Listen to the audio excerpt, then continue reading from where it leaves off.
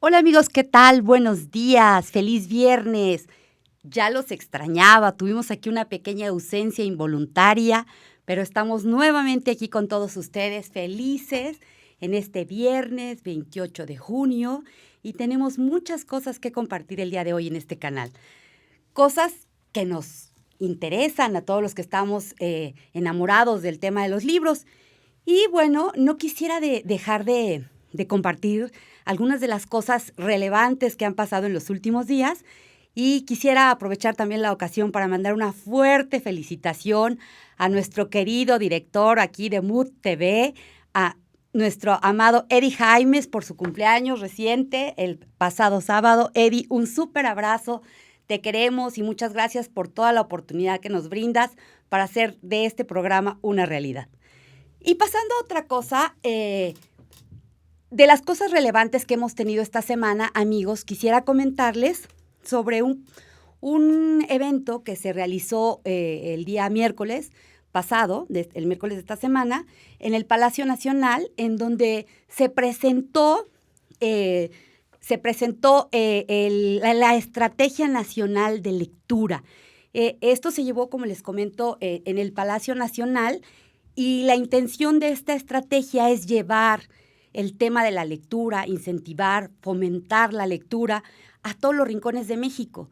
Particularmente se está pensando incentivar la lectura a funcionarios públicos, gobernadores, presidentes municipales, y la verdad, eso está increíble. Este proyecto lo está encabezando la titular del Consejo Asesor Honorario de la Coordinación Nacional de Memoria Histórica y Cultural de México, la señora Beatriz Gutiérrez Müller, y la verdad nos da mucho gusto todos los esfuerzos que se encaminan a fomentar el tema de la lectura, porque aquí lo hemos dicho en innumerables ocasiones, lo importante que es el fomento de la lectura en nuestro país. El fomento de la lectura desde la célula más pequeña de la sociedad, que es la familia, en las escuelas. La verdad, la lectura nos transforma. Hemos hablado también muchas ocasiones aquí ya de todos los beneficios y todas las cosas buenas que aporta el integrar el hábito de la lectura en tu vida. Y bueno, si esto se va a hacer de una manera masiva, pues nos sumamos obviamente a este esfuerzo. Aquí en los libros de Lina nos sumamos, estamos encantados y felices. Como nos hemos sumado con todos los esfuerzos que ya existen, como el gran esfuerzo que hacen también los empresarios a través del Consejo de la Comunicación, con su reto Leer Más, que ya también hemos hablado aquí, y todos los esfuerzos que se están haciendo en diversos espacios. México necesita muchísimo de gente que lea, porque eso, la lectura nos volverá un país más libre, más pensante, más autodeterminado. Entonces, creo que es muy importante y muy buena noticia de pronto que se esté tomando en cuenta esto de manera seria y, como digo, nos sumamos al 100% al proyecto. El tema de la lectura te beneficia por muchos aspectos. Sabemos que lo que hace nuestra mente, nuestro cerebro, nuestro espíritu es maravilloso.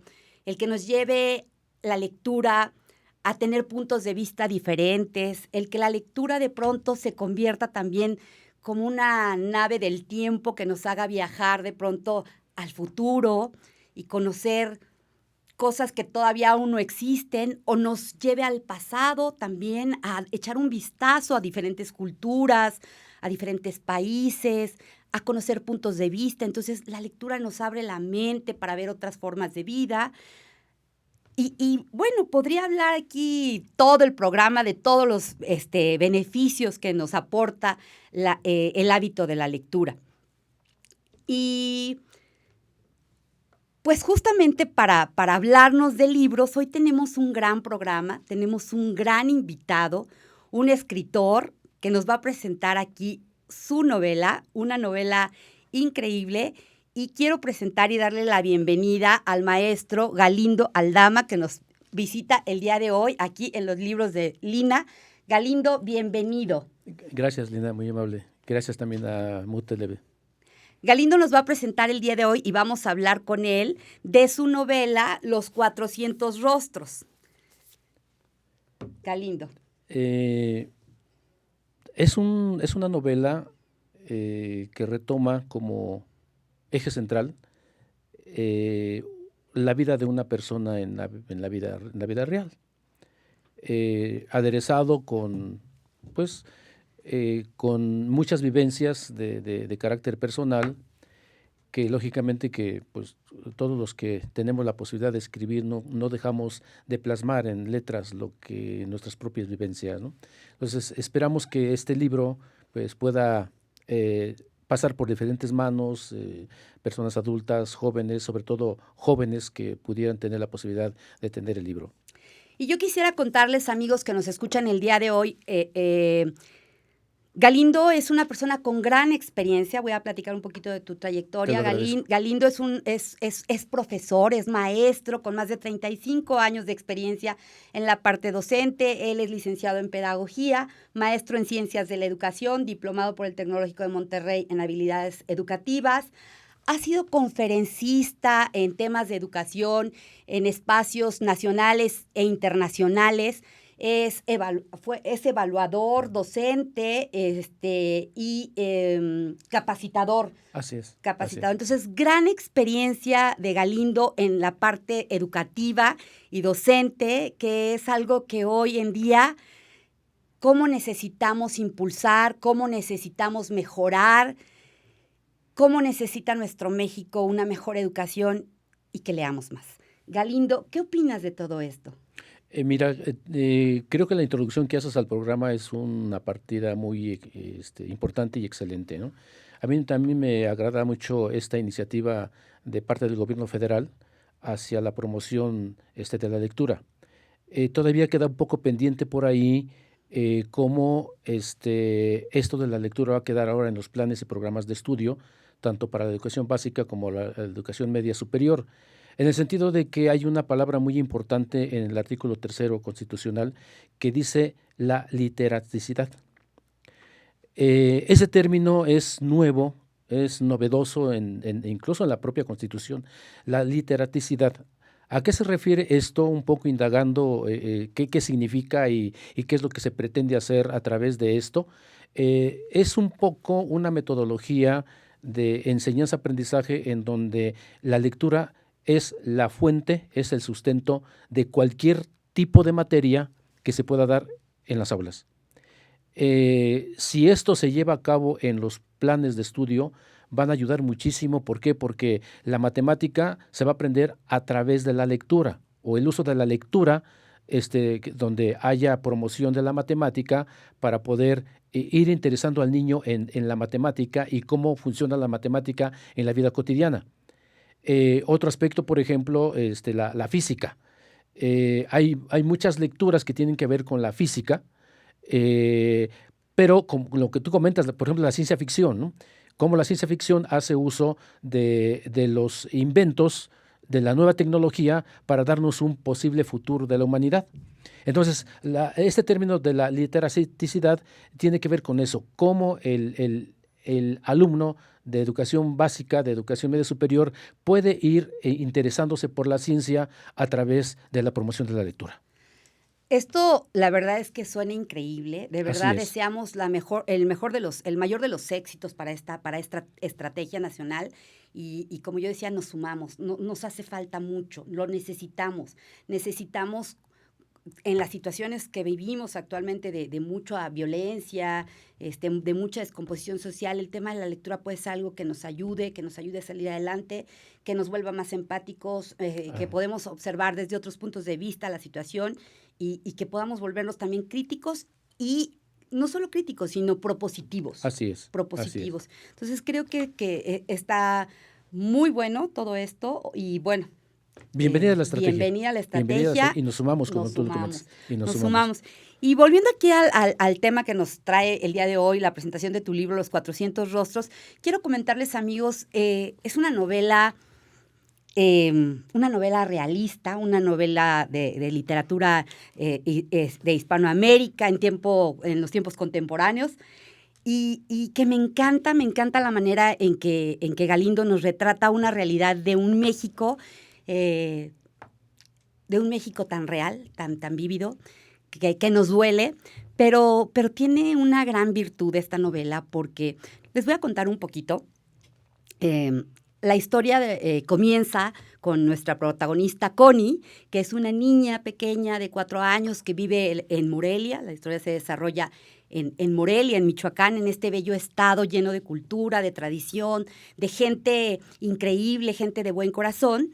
Y ahí empieza la novela, por ahí de los años 80, 90. Aproximadamente. Y nos cuenta cómo Connie vivía en Morelia con su familia, y un buen día su papá, que era un hombre un poco o mucho violento, machista, alcohólico, en un arranque de locura, bajo los efectos del alcohol, golpea a la madre, a una madre sumisa, una madre codependiente, y pues todos los hijos están súper asustados. Connie, que era la más pequeña, 4 o 5 años, se asusta mucho, intenta pues salvar esta situación, y en su desesperación coge un palo y le da un palazo allá al papá. Y el papá pues se súper enoja y la sube a la camioneta y dice: te voy a dar un escarmiento, y se la lleva. La arranca del seno familiar y la lleva por unos caminos ahí de Michoacán. La carretera de Mil La Cumbres. carretera de Mil Cumbres, eso me encantó. Creo que bueno que aquí nos precisa el maestro Galindo, porque justo el lugar al que van es un lugar que está entre Morelia y la carretera de Mil Cumbres. Para los que no la conocen, la carretera de Mil Cumbres está de Morelia, pues que serán como a media hora más o menos. Aproximadamente. Y es una carretera como su nombre lo dice, Mil Cumbres. Una carretera pues peligrosa justo por tanta curva, pero es una carretera de una belleza sin igual, en medio de la sierra, preciosa, y por esa carretera preciosa se la lleva porque la va a ir a llevar a casa de los abuelos, y la niña va súper, pues triste, asustada, y llegan a la casa de los abuelos, y sin más el padre les dice: les traigo aquí a la niña, es la casa de los abuelos maternos, es a ver si aquí aprende a respetar a su padre. Y los abuelos pues salen súper azorados y asustados y asombrados, y no saben qué está pasando, y la deja ahí y se va. Y la niña llora y está súper triste porque se siente abandonada. Y así es como arranca esta novela, así es como arranca la historia de los 400 rostros. Y yo comentaba con Galindo lo mucho que me había encantado esta novela, por todos los tintes y todos los matices que tiene, por todo el realismo y la narrativa tan clara que hace que el libro se vuelva una delicia, y hace que no quieras dejarlo. O sea, ya quieres, de pronto tienes que ya dormir o cosas así, pero no puedes dejarlo porque la historia te atrapa. Y a pesar de que el tema de pronto que se trata es duro, porque habla de abandono, habla de maltrato, habla de violencia, no es todo en la novela. La verdad es que Galindo ha tenido la virtud de salpicarla enormemente y de llenarla y de enriquecerla de pasajes en donde nos muestra la cultura de nuestro pueblo, las tradiciones en Michoacán. A mí me encantó como leer ya cuando ella pasa el momento de un poquito de que se va adaptando a la vida en casa de los abuelos. La vida rural. Y entonces empieza como a gestionar esta parte de la emoción, y empieza a poder ver como lo que hay alrededor, y reconocer la belleza que hay en esta vida rural, como bien lo dices. Y nos hace una descripción preciosa de la vida en el campo, en estos pueblos de Michoacán tan coloridos, y nos habla de cómo está ubicado entre las montañas y cómo están las casas, la de la abuela y la de todos los vecinos del pueblo, hechas a base de adobe, con sus techos de teja, sí. ¿No? En la cocina le hace un especial énfasis al tema de la cocina, el fogón, que eran donde se reunía la familia para platicar, para comer, para descansar. O sea, está increíble, ¿no? Y de todos los olores del campo, los olores a fruta, tierra mojada, a hierba, a pasto, No, bueno, o sea, Galindo, has hecho una gran obra con Muchas esto. gracias, Lina. Muchas ¿No? gracias. Sí, entonces, La verdad era un poco el tratar de retratar, era un reto, poner en palabras precisas eh, lo que es la vida del campo, lo que es una casa en nuestro México rural. El poder ver o tratar de que el lector pueda construir en la mente un dibujo de, por ejemplo, ese portal de la casa de los abuelos, ¿no? En donde hay una barda a la mitad, 1 metro 10 centímetros de altura, en donde la abuela tiene sus macetas ahí sí, de flores muy coloridas, ¿no? Entonces, pero también en la parte de atrás tiene la parte en donde están los el corral. caballos, en donde está el burro, en donde están las gallinas, donde están los guajolotes, y en ese mismo espacio, pues hay árboles de frutas de la región, ¿no? Entonces, buscar las mejores palabras para poder describir ese conjunto de olores, de aromas que se juntan y que Connie, después de 2 o 3 días, empieza a observar, ¿no? Empieza a vislumbrar que pues está llegando a lo que incluso esa parte del libro en el capítulo dice el paraíso de los abuelos. Claro. Porque realmente ir de la ciudad hacia el campo, hacia la parte rural, pues es precisamente llegar a un oasis totalmente diferente. Eh, en función de que pudiéramos comparar a la casa materna o la casa paterna como un pequeño infierno, llegar a la casa de los abuelos en donde empieza a ser acogida con cariño, con amor, con abrazos. Entonces es un cambio radical en este proceso de la narración. Claro, y Galindo, como les comentaba, nos lleva a vivir varios de las tradiciones y las costumbres en los pueblos de México, que desafortunadamente algunas de ellas se han perdido, pero me acuerdo de varios, pero me acuerdo de un pasaje en donde va Connie caminando de la mano de su abuelo, que siempre como le da seguridad ir agarrada de la mano Así, del sí, abuelo, así es. y van pasando y toda la gente, buenas tardes, buenas noches, y ella dice, abuelito, los conoces a todos, y dice, mira, mija, pues aquí es un pueblo pequeño, nos conocemos todos, somos como una gran familia, pero aunque no nos conozcamos, siempre nos saludamos. Siempre nos saludamos porque es una señal de respeto y porque así se estila. Y yo recordaba que sí, efectivamente, así era, así, Ujú. a lo mejor todavía en algunos pueblos sigue prevaleciendo esta sana costumbre. Sí, mira, yo te decía que el libro tiene muchas cosas personales. Esta parte tiene que ver mucho con la formación que me dieron mis padres. Yo te comentaba fuera del aire que y yo nací en un pueblo rural, Xonacatlán, en el Estado de México. Para quienes no conocen el lugar, es un poco de la ciudad de Toluca sobre la carretera hacia Naucalpan, son como 15 kilómetros. Entonces allá a todas las personas en mi época de niñez, yo a todas las personas mayores les decía tío o tía porque así me dijo mi papá. O sea, y en el pueblo es una forma de hablar de respeto a la persona mayor. Entonces, para mí todos son mis tíos, son mis tías, aunque no tengamos ninguna relación familiar, consanguínea o civil, ¿no? Es un poco ir retratando la parte formativa que yo he tenido, ¿no? Claro. Ujú. Hay otro pasaje que me encantó porque me recordó a lo mejor también una vivencia medio personal, cuando ya empieza a disfrutar toda esta vida rural y le ayuda a la abuela a arreglar las flores y le ayuda a darle de comer a las gallinas y todo. Hay la anécdota de los pollitos. Sí. Bueno, me encantó Connie un día que ve a los pollitos que se anduvieron arrastrando ahí en la tierra y dice, no, pues están muy sucios, los voy a Su bañar. mamá los va a regañar. Su mamá los va a regañar, su mamá gallina los va a regañar y ella en su inocencia lleva una tina con agua caliente, un cepillo y ¿por qué no se pone a bañar a los pollitos? Y de pronto se da cuenta que el agua está toda llena de plumas y de Sí, pronto hay un pollito ya casi flotando, sí. ¿no? Y se va Ajá. súper asustada, recoge a todos los pollitos, los lleva ahí con la Los gallina, esconde. los esconde y se va, ¿no? Se va y al otro día pues se descubre, ¿no? O Sí. sea, llega la abuelita a darle comer a las gallinas y descubre que todos los pollitos están muertos, todos desplumados, ¿qué pasó? Va y le pregunta a Connie, y Connie su respuesta es echarse a correr, delatándose. Sí. Absolutamente. ¿Cómo esta anécdota de verdad tan inocente, pues por ella en su inocencia, Así ¿no? es, sí. Pero así, salpicada de esto, está mucho la novela, de estas anécdotas de...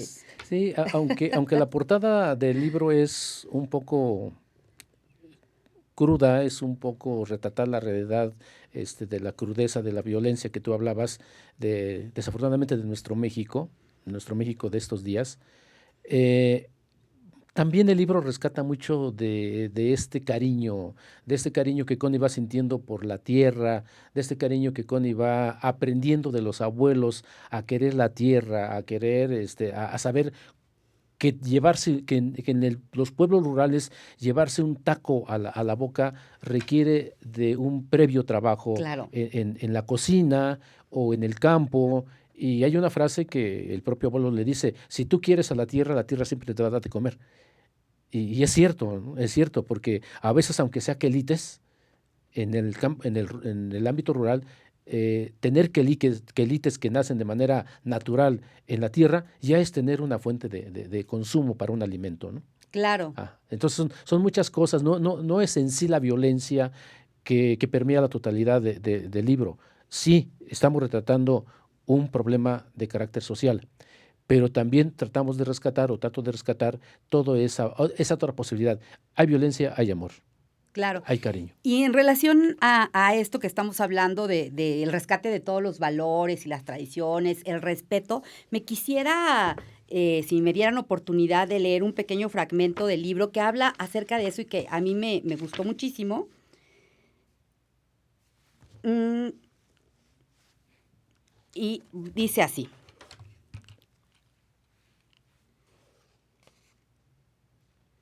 Ay, creo que lo sabía, vamos a ver dónde está. Bueno, lo leemos al regreso, pero era un fragmento que hablaba justo de eso, eh, donde ella dice que, ya al final de este capítulo, donde ella dice que agradece mucho a los abuelos toda la contención y el amor que le dieron, toda la enseñanza, como tú bien lo dices, del respeto hacia ella misma, hacia los seres vivos, hacia su entorno, a los animales. Digo, hasta en este pasaje de los pollitos, los abuelos, a pesar de que se enojan y la regañan y hay ahí sus consecuencias, le enseñan el valor de la vida, de que ella tiene que cuidar a los animales, que tiene que respetar a los animales, a los seres vivos, a las plantas, que tiene que honrarlos y que tiene que trabajar, que el trabajo le enaltece y le ennoblece, que el amor es lo más importante, el amor y el respeto hacia sus semejantes es lo más importante. Y está muy padre toda esta parte del libro. Pues qué bueno. Así como esa anécdota, hay otras travesuras Ajá, sí, de sí. niña, ¿no? Por ejemplo, cuando los primos que están ahí con él, que bueno, que finalmente no son, después se descubre que no son sus primos, Sí. que son sus medios hermanos. Sí. Le enseñan a usar la resortera. ¿Sí? Y en esas travesuras de estar tratando de matar a algún pajarito, le avienta, Al mata a un guajolote de la guajolote. vecina. Mata al guajolote de la De vecina, un ¿no? piedrazo. De Ajá. las piedritas que hacían, platícanos, Sí. Galindo, las piedritas, ¿cómo las hacían? Platícanos. Generalmente estas son especie como de canicas hechas de barro. Entonces, Las dejan secar. el barro mojado las hacen bolita y se dejan secar. Entonces, endurecen y son proyectiles, realmente, ¿no? Proyectiles. Entonces, en una de esas, ella apuntándole a X cosa, le da al guajolote de la vecina, ¿no? Y bueno, pues, la que se le arma, ¿no? Entre otras anécdotas que por ahí vamos rescatando como parte de la vivencia de la niña Connie que está en ese ambiente del campo mexicano, ¿no? Claro. Y luego después viene el capítulo donde ella ingresa a la escuela, ¿no? Ajá, Y sí. también ahí nos muestra cosas muy importantes. ¿Qué nos podrías platicar al respecto? Pues mira, eso es una parte muy importante porque Connie veía pasar de manera permanente a los niños que iban al kinder que estaba cerca de su casa y que en el receso del kinder ella los espiaba por la parte de afuera de la escuela y los veía jugar, los veía subirse a la resbaladilla, los veía en el columpio, los veía a jugar Y entonces ella empezó a querer ir a la escuela. Entonces cuando a ella le dicen que se va a ir a la escuela, pues se emociona, porque ella busca tener amistades. La noche anterior se imagina que ella es así como que la princesa que llega a un espacio en donde todo el mundo la recibe con cariño, le aplauden, pero la realidad es otra, ¿no? La realidad es que llega a un lugar en donde pues es una niña más. Como es de primer año, pues son los niños a los que todos los más grandes, pues en ese ir y venir, en ese correr, en ese jugar, pues hasta peligro corren. Entonces, sí, es una parte muy importante, pero ahí la parte más importante es cuando los abuelos, con muchos sacrificios, le compran zapatos nuevos. Después de mucho tiempo, por primera vez, Connie va a tener No lo podía creer, unos no zapatos lo podía nuevos, creer. ¿sí? Unos zapatos Sí. nuevos. Pero además con esa bondad que hay, con esa solidaridad que hay entre los propios vecinos, el dueño de la tienda le dice al abuelo, oye, pero ¿cómo le vas a comprar zapatos nuevos y las Calcetas calcetas? viejas, no, tiene No, que no, no estrenar. tiene, oye, pero ya no me alcanza el dinero. No, no te preocupes, yo se lo regalo a tu nieta. Y la niña, pues lógicamente que pues, está admirada de que va a estrenar calcetas, va a estrenar zapatos. Lo que no sabe es que el vestido del uniforme fue conseguido por la abuelita de alguien que dejó ese uniforme y solamente se lo arregla para que pueda ella ponerse, ¿no? Porque la familia no tenía dinero para comprarle un vestido, o sea, el vestido nuevo del uniforme, ¿no? Por eso, conforme la historia va avanzando, llega un momento en que Connie, en su autorreflexión, dice que ella se siente ya como parte del pueblo, se siente, ya no tiene ese miedo, aunque siempre le prevalece este sentido de soledad, porque lo sufre mucho el tema del abandono, pero ese miedo que tenía se va atenuando porque se siente no solo amada, querida y protegida por sus abuelos, sino también de alguna manera se vuelve parte de esa comunidad, de ese pueblo, y también se siente acogida. Pero tienes mucha razón en lo que comentas. Parte del subtítulo del libro dice Los fantasmas de. ¿Por qué? Porque a pesar de que Connie empezó a sentirse en un contexto ya libre de violencia, siempre por las noches estaban pendientes, estaban al tanto esos fantasmas, ¿sí? Sí. Siempre en espera de que la mamá llegara por ella.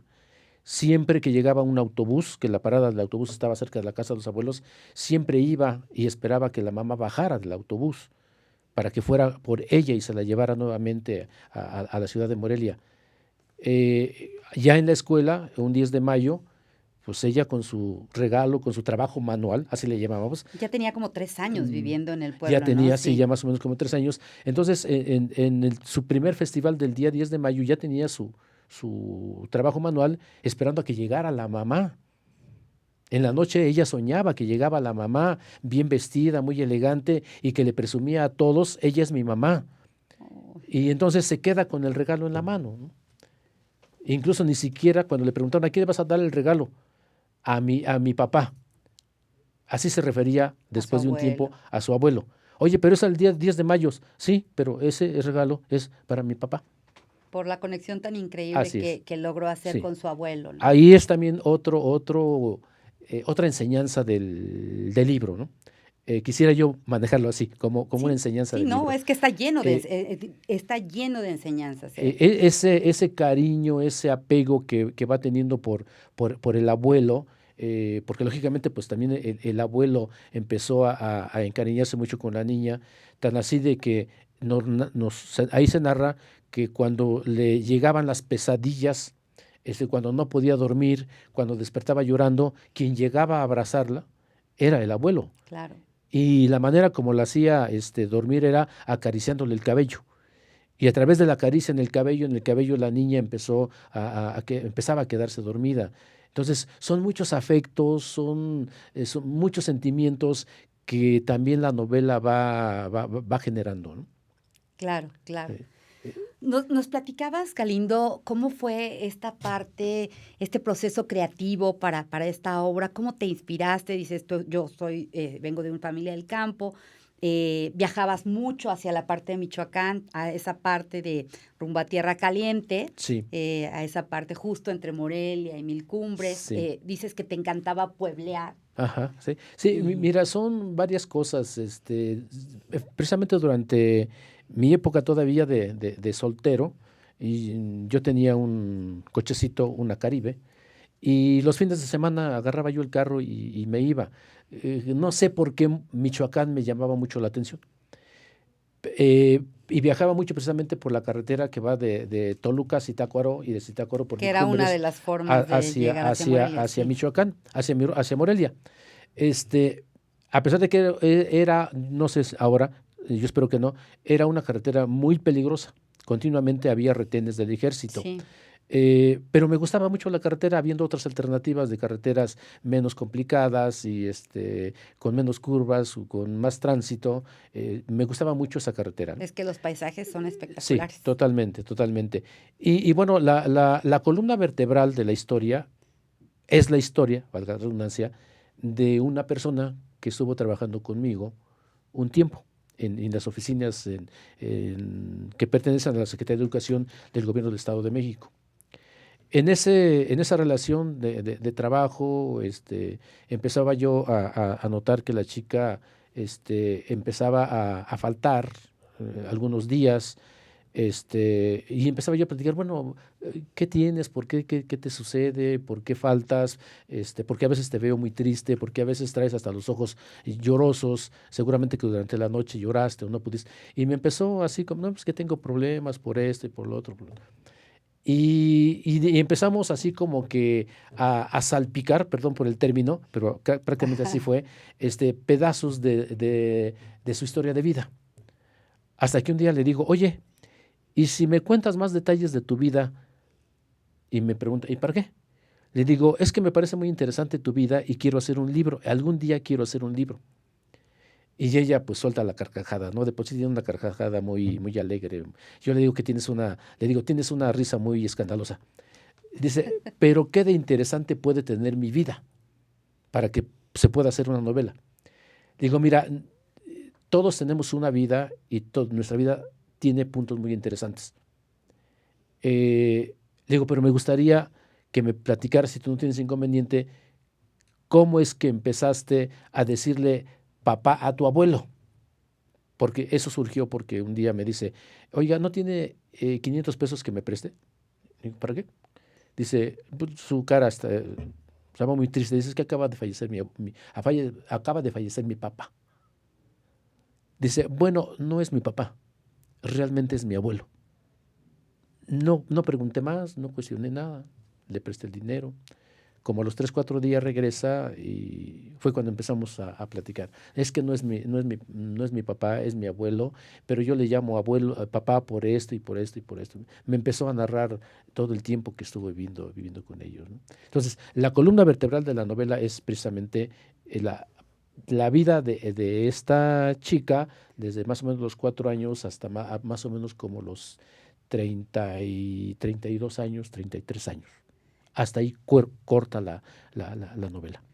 ¡Wow! ¡Qué increíble! Y tú, por supuesto, la aderezaste y la enriqueciste con toda esta parte de tu experiencia y de todo tu contacto con esta tierra michoacana. Sí, pero además, con muchas otras cosas de mi vivencia, por ejemplo, en algún momento determinado hablo de la figura del abuelo, cuando la chica lo ve montado en su caballo.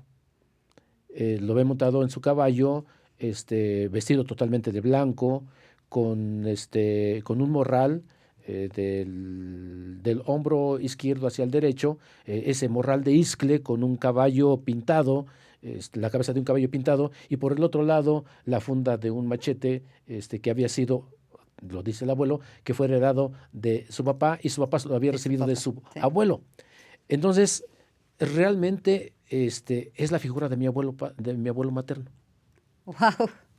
¿Por qué? Porque mi abuelo también tenía caballos y yo veía cómo cepillaba sus caballos, cómo los limpiaba, cómo los cuidaba, y yo muchas veces lo vi montado también en su caballo, sin el atuendo, sin el atuendo, porque es el atuendo característico de las comunidades rurales michoacanas. Ajá. Pero bueno, un poco regresar a mis vivencias de cómo yo veía a mi abuelo montar al caballo, cómo lo hacía relinchar, en las noches cómo los ojos de los caballos desbrillaban, y eso traté un poco de irlo combinando con lo que me platicaba la protagonista, y entonces fue así como ir conjugando mis recuerdos con lo que la chica me estaba compartiendo, ¿no? Qué maravilla, Galindo. Vamos a ir a un corte y vamos a regresar con toda esta historia fascinante porque pues recién está comenzando. Sí, apenas llevamos como 2 capítulos. Recién está comenzando, amigos, no se vayan. Seguimos aquí en Mood TV. Regresamos.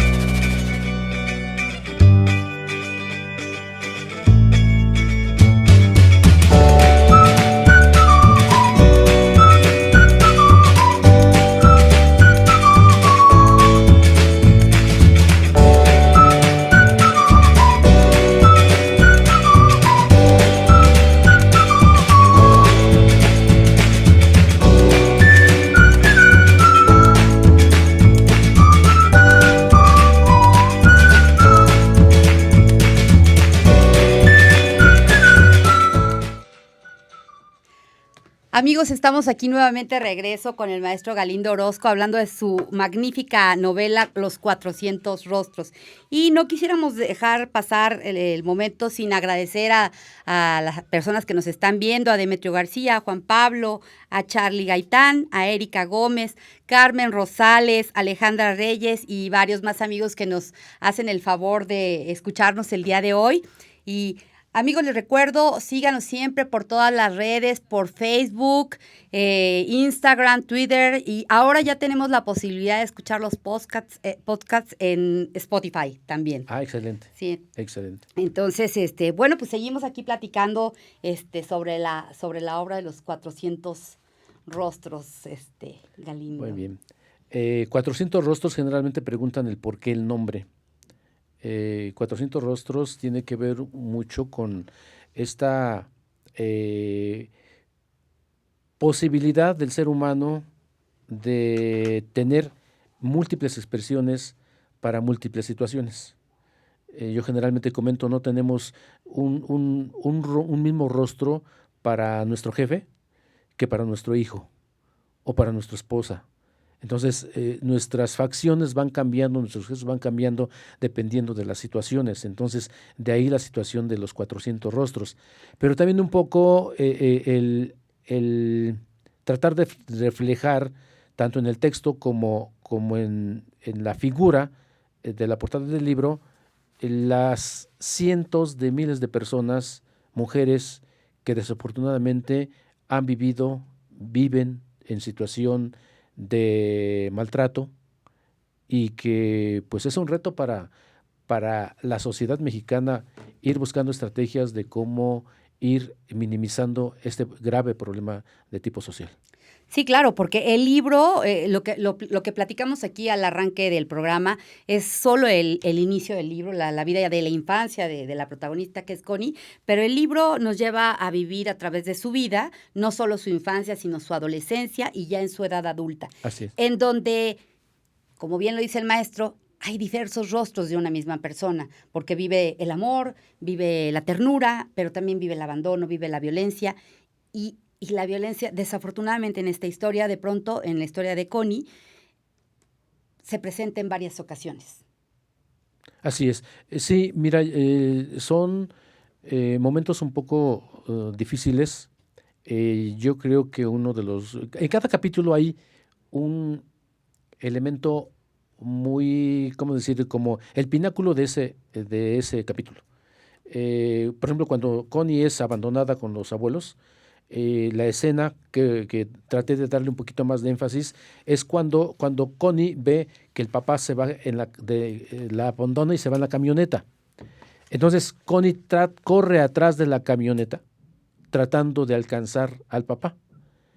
Y después de correr unos cuantos metros, agotada, se cae, queda hincada, pero queda hincada en el suelo en donde hay un polvo rojizo característico de esa región. Entonces cae, se levanta el polvo, la niña manotea, se lleva las manos al rostro y queda bañada en ese lodo, en ese polvo rojizo que dice ahí en el texto, se impregna hasta más allá de su propio ser, ¿no? Entonces, esa es una escena muy, muy desgarradora en ese capítulo. En otros, pues en cada uno de ellos hay cosas importantes. En el caso, ya cuando Connie regresa, bueno, cuando llegan los papás a una fiesta y Connie se queda con la esperanza de que ya la mamá y el papá se vayan con ellos, porque ya ve a sus otras hermanas ya vestidas como princesas, como niñas de ciudad, y ella pues con sus guaraches. Sí, súper diferente. Totalmente diferente, ¿no? Sí, sí. Entonces, ella empieza a notar ahí la diferencia que hay entre el campo y la ciudad sin poderlo explicar. Escenas desgarradoras en cada una de ellas, ¿no? Claro, y quisiera leer ahora sí, hace rato no sé por qué no lo encontré, aquí lo tenía muy bien subrayado, Ajá. pero no quisiera dejar de leer este fragmento donde habla sobre el agradecimiento a sus abuelos. Y dice, su mayor agradecimiento fue, claro, para los abuelos, quienes la llenaron de cariño y ternura y le enseñaron que para comer hay que trabajar aún en aquello que para otros son actividades o tareas insignificantes. Le enseñaron a tener responsabilidades, a cumplirlas, a querer el campo, a los animales, a respetar la naturaleza, a darle su justo valor a lo poco que se posee y vivir feliz, incluso en un ambiente de carencias materiales. Y le enseñaron sobre todo, con su ejemplo cotidiano, a respetar a las demás personas, aunque también a defenderse de quienes tenían intención de herirla y hacerle daño. A ser fuerte ante la adversidad, y vaya que eso sí le había servido en el tiempo. Sí, mira, y creo que esa es la otra parte que habría que rescatar del texto. A pesar de todas estas situaciones, ella mm, empieza a superar con el tiempo muchos de los problemas de tipo personal y familiar que está viviendo. Otro de los capítulos duros es precisamente cuando regresa con la familia y la familia se muda de Morelia hacia Toluca. Esa es una parte muy importante también de la historia.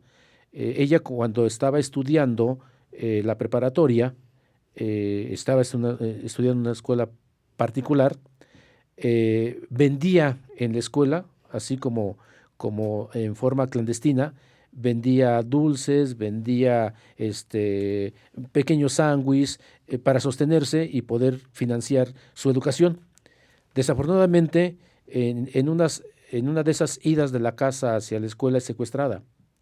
Es secuestrada como desafortunadamente sucede de manera muy cotidiana, sobre todo en el Estado de México. Es secuestrada Y violentada. y es violentada. Entonces, es abandonada en medio de la sierra, busca la manera de regresar, pero ya definitivamente golpeada, sangrando, adolorida de todo el cuerpo, adolorida del alma. Yo creo que le dolía más en lo moral y en el alma que los golpes físicos que le habían propinado. Afortunadamente encuentra a una persona, a un matrimonio que iba de regreso supuestamente de Zitácuaro hacia Toluca, unos comerciantes, y la llevan a su casa. Ahí empieza el otro gran problema ya en la ciudad de Toluca, ¿no? ¿Qué decir? ¿Qué hacer? Mi papá me va a creer que me violentaron, o no me va a creer. El papá en aquel entonces era una persona económicamente muy poderosa porque era dueño de una empresa de construcción y pues tenía camionetas, tenía mucho dinero. Dice, sobre todo porque en ese esfuerzo por tratar de liberarse, le quita el pasamontañas a uno de ellos y resulta que es el Familiar. hermano menor de su papá. Sí, como suele ocurrir, ¿verdad? Ajá. Entonces dice, ¿me va a creer mi papá que es su hermano uno de los tres que me violentó? Entonces empieza ese problema, esa lucha de qué hacer, ¿no? ¿Qué tengo que hacer? ¿Qué voy a hacer? A pesar de todo ello, un poco más adelante, pues pasa por muchas vicisitudes, desde que el papá precisamente no le cree, la mamá no la apoya, porque prefiere apoyar al papá porque si no, no tendría con qué comer. Estamos aquí como por ahí como de la mitad de la novela, Así es, ¿verdad? ¿Y más qué o les menos. parece? ¿Qué te parece, Galindo? Si creo que con todo esto que ya les platicamos, ya Ajá. los entusiasmamos y vamos a dejar que la lean, Me parece muy que bien. la lean, no les vamos a platicar el Ujú. final ni todo, porque vienen cosas todavía mucho más Sí, interesantes. así es. Y la novela sigue en este tema de llevarnos por esta montaña rusa de emociones, mostrándonos partes difíciles, pero partes también muy lindas. Sí, Me sí. preguntan aquí los amigos que nos están siguiendo que dónde pueden encontrar el libro. Y bueno, platicábamos antes de entrar al aire del gran éxito que ha tenido la novela, que está en su primera edición, pero ya están agotados prácticamente todos los tomos. Creo que tenemos por ahí algunos, tendría que ser directamente en la editorial, en Editorial Sensontle, porque parece ser que ya en librerías están agotados. Están pensando ya sacar una nueva edición, ¿verdad, Galindo? Sí, esperamos que no tarde mucho, esperamos que para el mes de septiembre ya pudiéramos tener otros ejemplares ya a disposición. Ahorita sí, ojalá pudiéramos, de alguna manera, mandarles la página de Editorial Sensontle para que se puedan comunicar de manera directa. Y bueno, aprovecho el espacio para agradecerle a a la empresa, a Editorial Sensontle, que haya creído en esta propuesta, ¿no? Realmente, a veces los escritores que estamos empezando en esta gran aventura de las letras, se nos cierran muchas puertas. La novela incluso fue llevada a concurso en varias partes de la República, incluso en el Estado de México, Toluca, pero pues nunca pasó de ser una más, ¿no? Finalmente se le daba preferencia a personas con mayor experiencia, más reconocidas, y bueno, agradezco, aquí está Vicky, que nos acompaña de la empresa, pero mi cariño y mi aprecio para el maestro Jesús Hernández Garibay, que es el cerebro de esta empresa editorial Sensontle. No, hombre, pues yo auguro mucho éxito, porque la Gracias, verdad Lina. es una gran Gracias. novela. Y Galindo, platícanos un poquito, obviamente para escribir algo tan lindo como lo que hiciste, te debes de haber nutrido de muchas cosas, ya nos platicaste y todo, pero tú eres un gran lector también. Platícanos. Mira, ¿Qué lee Galindo? leo de todo. Mira, parte de mi trabajo en la docencia, ahora esos últimos años que me he dedicado mucho a esta parte de la capacitación y actualización de los docentes, tengo que leer mucho de política educativa, tengo que leer mucho de posturas teóricas, metodológicas, para poderle dar recomendaciones, sugerencias a los maestros de cómo hacer la motivación de los estudiantes, de cómo ir llevando a los estudiantes de manera paulatina para que ahora en este contexto de la modernidad, llamémoslo así, del modelo educativo mexicano, ir construyendo su propio conocimiento o ser partícipe al alumno del nuevo conocimiento. Entonces, pero también me he dado tiempo de leer, por ejemplo, a los clásicos. Yo te decía hace un rato, yo creo que nadie en el mundo debe de dejar de leer la propuesta de Homero, ¿no? Que han transcurrido los siglos y Homero sigue siendo vigente. Sigue siendo vigente a través de la Odisea, a través de estos libros que nos han heredado los griegos de la cultura clásica griega. Pero también he tenido la posibilidad de leer algunos autores contemporáneos. Yo te lo comentaba, mi autor favorito es Saramago. ¿Por qué Saramago? Porque Saramago ha sido un escritor, o fue un escritor comprometido con su sociedad. Muchos de sus escritos son de análisis y crítica por ejemplo, a la política de Lisboa en su época de juventud, pero no solamente a la política, sino también a la religión. Sí. De ahí su postura en este escrito muy famoso del Evangelio según Jesucristo. Sí, claro. Pero también tiene otro que se llama Caín. Sí. Bueno, esa es una lectura más pequeña que el Evangelio, pero muy sutil, en donde Caín le pregunta a Dios, cuestiona a Dios sus decisiones. Entonces es muy importante. Otras novelas de él, por ejemplo, yo te lo comentaba, esta novela muy corta, Levantada del suelo. ¿Por qué? Porque narra ahí la transición que hay entre el trabajo artesanal del campo y esa lucha que empieza a darse con la producción industrial. La transformación de la parte rural hacia la transformación de ese mismo pueblo, de esa misma ciudad, a la parte urbana, que yo también reflejo en el libro que estamos haciendo referencia. ¿Por qué? Porque también en el pueblo, el Devanador, que es el pueblo michoacano, empieza también un proceso de transformarse. ¿Por qué? Porque mucha gente del Devanador se va a los Estados Unidos, entonces empieza a mandar dólares y las casas se empiezan a cambiar, ya no hay molinos, ahora ya hay licuadoras, ya no hay metate, ahora hay licuadoras. Ya no hay casas de adobe. Ya no hay casas de adobe, ya empiezan las casas con infraestructura más moderna, y así va ese proceso de transformación. Y Saramago lo refleja muy bien ahí en ese libro de Levantado del Suelo, ¿no? Levantado del Suelo es el libro que nos comentabas que llevó a la editorial y que la editorial ¿es ese no, o es otro? Es otro. Ese platícamelo porque... El libro perdido, yo le llamo así, el libro perdido de Saramago, se llama Claraboya. Claraboya. Que tiene poco que se publicó. Tiene Platícanos, unos escasos 3 o 4 años. Se me hace súper interesante. Hay una leyenda ahí en donde Claraboya fue el primer libro, la primera novela que escribió Saramago. tendría escasos unos 22, 23 años, y lo lleva a una editorial en Lisboa y lo deja ahí para que el comité editorial lo revise. Finalmente regresa y le dice, ¿sabe qué, joven? Pues no, su libro no sirve. Él, decepcionado, deja incluso las letras por mucho tiempo y se dedica más al periodismo. Y después de muchos años, la editorial, haciendo una revisión de sus viejos archivos, encuentran el original de Claraboya, todavía en vida de Saramago. Entonces van a la casa de Saramago y le dicen, señor, mire, encontramos esto en nuestros archivos, ¿nos permite usted publicarlo? Y les dice, no, devuélvame mi original, este libro no se va a publicar en tanto yo viva. Fallece y su esposa, que era su traductora, que era su consejera, finalmente lo publica y ha sido todo un éxito. Claraboya. Claraboya es el primer libro que escribió Saramago, que estuvo escondido durante muchísimos años y que finalmente vio la luz hace aproximadamente 3 años, 4 años. Galindo, nos comprometemos aquí a leer Claraboya.